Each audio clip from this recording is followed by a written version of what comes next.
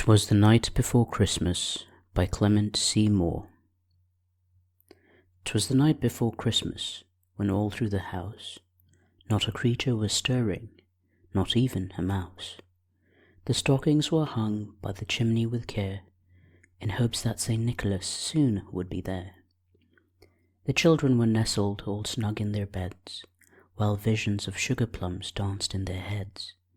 And Mamma in her kerchief, and I in my cap, had just settled our brains for a long winter's nap. When out on the lawn there arose such a clatter, I sprung from my bed to see what was the matter. Away to the window I flew in a flash, tore open the shutters and threw up the sash. The moon on the breast of the new-fallen snow gave the lustre of midday to objects below, when what to my wondering eye should appear but a miniature sleigh and 8 tiny reindeer.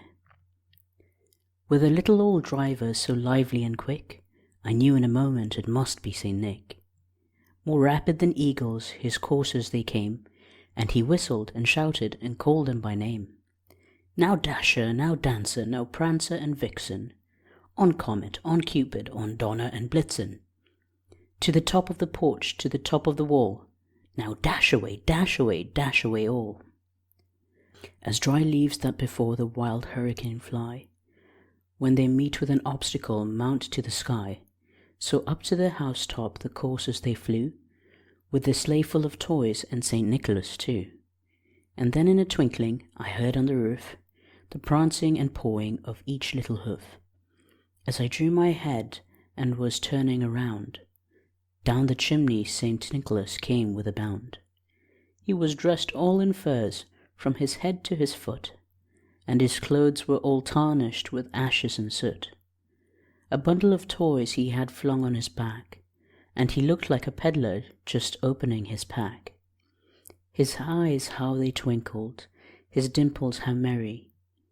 His cheeks were like roses, his nose like a cherry. His droll little mouth was drawn up like a bow, and the beard on his chin was as white as the snow.